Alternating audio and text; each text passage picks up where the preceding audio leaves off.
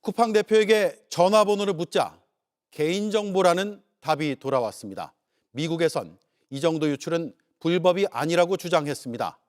대한민국 국민 3,370만 명의 소중한 개인정보가 유출돼 열린 청문회를 쿠팡이 어떤 자세로 바라보고 있는지 이 장면들에서 확인됐습니다. 동문서답 그리고 김범석 의장 지키기에 급급하는 모습도 보였습니다. 저 소식 유정화 기자입니다. 쿠팡 창업자이자 대주주인 김범석 의장, 박대준, 강한승 전 쿠팡 코리아 대표는 빠진 쿠팡 청문회. 불출석한 증인은 고발할 것입니다. 최고 의사결정권자인 김 의장은 어디 있느냐는 질문에 사고 이후 부임한 외국인 대표는 이렇게 말했습니다. And to respond to all of your questions, I'm happy to be here. I am the decision maker in Korea. I am the CEO of Coupang Korea. He is the chairman of Coupang Inc., the United States company. 사과를 전할 때도 김 의장의 이름은 쏙 뺐습니다. I haven't had that conversation. My apology, the apology from Mr. Park, and the apology from the company. 김범석 의장의 사과는 없는 거군요. 사과할 마음도 없는 거군요. 한국 소비자를 무시하는 태도는 미국 법상 이번 정보 유출 사고는 불법이 아니라는 주장으로까지 이어졌습니다. 폰 넘버, 전화번호 어떻게 되십니까? Yes, I believe that's private information. 딜리버리 어드레스, Once again, I believe that's private information that 다 개인 정보에 관한 것이기 때문에 밝힐 수 없다. 라고 얘기하는 쿠팡의 대표이사께서 한 목소리로 쿠팡을 질타하던 여야는 국정감사 직전인 지난 9월 김병기 민주당 원내대표가 박대준 당시 쿠팡 대표를 만났다는 의혹을 놓고 맞섰습니다. 거대 여당의 원내대표를 만나는데 그 기억이 없어요? 오찬에 파스타를 드셨어요? 그래서 호텔 룸에 38,000원짜리 파스타 하나 시키고 말았어요? 김병기 원내대표께서 뭐 이렇게 속이 좀 안 좋으셨다고 아마 그래서 민주당은 정쟁보단 쿠팡 사고 해결이 우선이라고 했는데 국민의힘은 동석한 쿠팡 임원에게 당시 상황을 캐물으며 김 원내대표도 청문회에 불러야 한다고 주장했습니다.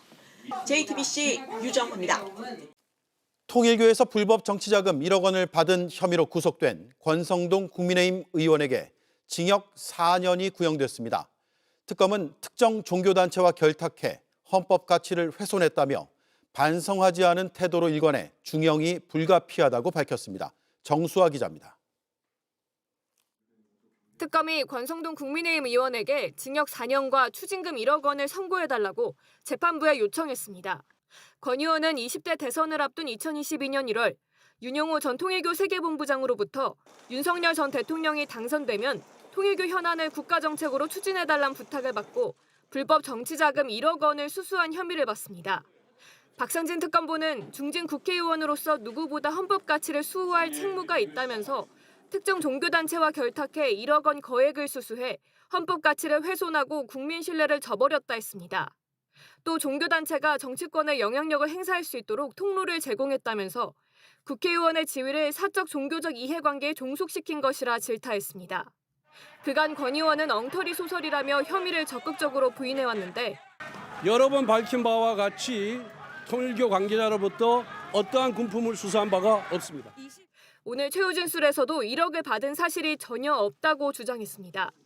권 의원 변호인은 돈을 전달했다는 윤영호 전 본부장의 진술에 대해 진위가 의심돼 이를 근거로 유죄로 단정할 수 없다고 주장했습니다.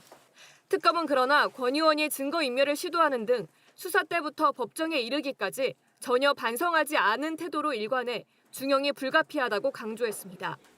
1심 선고는 내년 1월 28일로 김건희 씨와 윤 전 본부장에 대한 선고와 같은 날입니다. JTBC 정수아입니다. 국군 방첩사령부가 12.3 비상계엄 관여를 이유로 소속 군인 181명을 인사조치했습니다. 계엄 1년이 지난 지금에서야 인적 쇄신이 시작된 겁니다.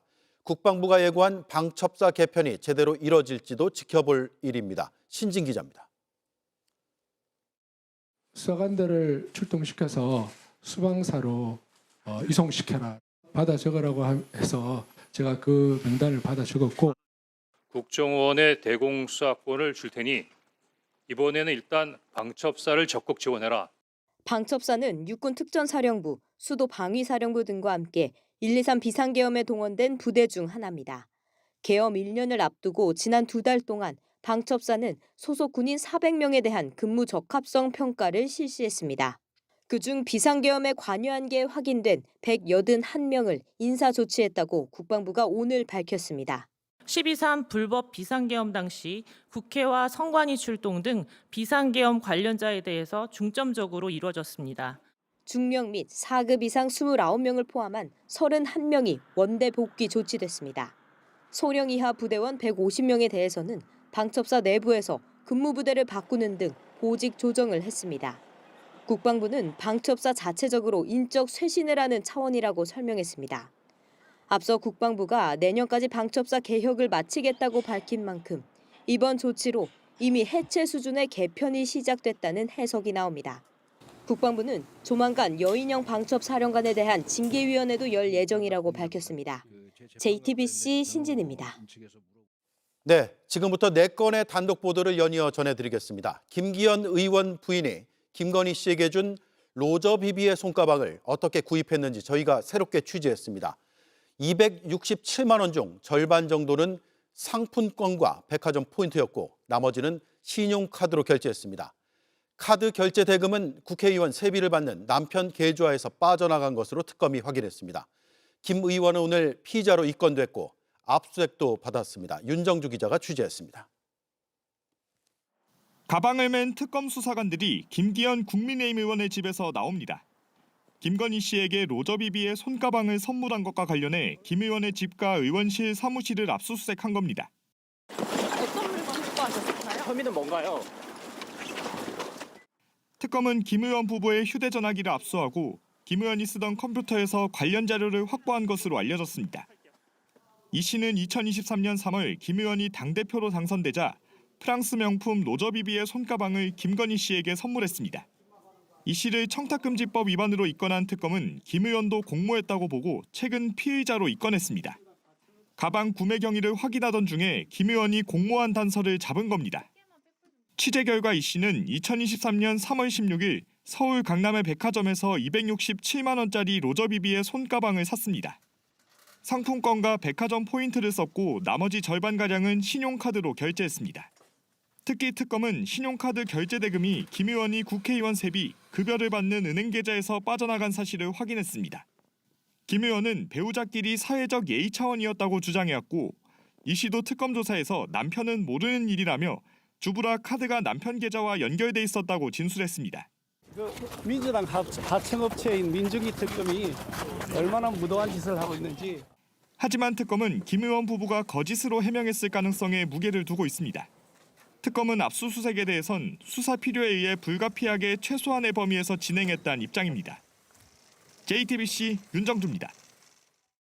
N번방과 소라넷, 대한민국을 뒤흔든 불법 사이트들입니다. JTBC가 이와 유사하면서도 더 악랄하게 변모한 불법 촬영물 사이트를 확인했습니다. 그곳에선 가족과 여자친구를 찍은 영상들이 유포되고 있었습니다. 오늘 기준으로 회원수가 54만 명이고 게시물은 60만 건에 달합니다. 공급책은 신작 전문가라는 이름으로 불리는데 연간 수십억 원을 버는 수익 시스템까지 만들었습니다. 이 폐륜 사이트의 회원들은 수사를 피할 방법을 공유하며 공권력도 비웃었습니다. 이자영 기자가 취재했습니다. 불법 도박업체 광고가 번쩍이는 한 사이트. 회원 자료실 등 게시판들로 구성돼 있습니다. 가입만 하면 쉽게 볼 수 있는 갤러리인데 충격적입니다. 와이프 첫 공개, 7년 만난 전 여자친구 등의 제목으로 가족과 여자친구의 몸을 찍은 영상이 가득합니다. 여성의 치마 속을 찍은 촬영물도 있습니다.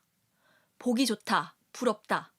차마 입에 담을 수 없는 폐륜적인 능욕 댓글이 이어집니다. 게시글과 댓글을 쓰면 포인트도 얻을 수 있습니다. 이용자들은 충격적인 영상을 공유하고 품평하면서 포인트를 얻고 그걸로 유료 콘텐츠에 접근합니다. 과거 17년간 불법 촬영 리벤지 포르노를 유통하다 폐쇄된 소라넷과 비슷합니다. 이 사이트의 가장 추악한 부분은 미공개 신작 게시판. 최근 촬영된 촬영물을 예고하고 호응하고 생산하고 유포하는 중심입니다. 이 사이트는 스스로 자신의 정체성을 윤드로저 사건에 맞춰놓은 듯합니다. 윤드로저는 2021년 여성 100여 명의 촬영물을 판매하다 수사가 시작되자 미공개 영상을 모두 공개한 뒤 자살한 인물입니다. 공익 제보자는 JTBC와의 인터뷰에서 이 사이트가 처음 등장한 건 2022년 중순 무렵이라고 했습니다. 현재 올라온 게시물 수는 60만 건에 회원 수는 54만 명에 달합니다. 확인된 유료 충전건만 8,227건, 추적이 어려운 코인 결제 방식입니다.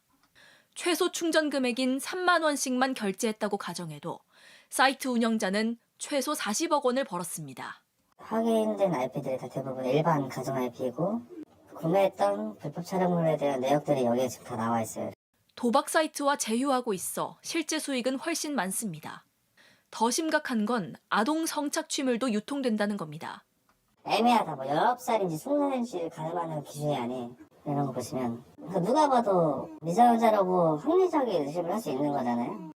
회원들은 오늘도 수사 회피 방법을 공유하며 공권력을 비웃고 있습니다. JTBC 이자연입니다. JTBC 뉴스를 시청해 주셔서 고맙습니다. 저희는 저녁 6시 30분 뉴스룸에서 뵙겠습니다.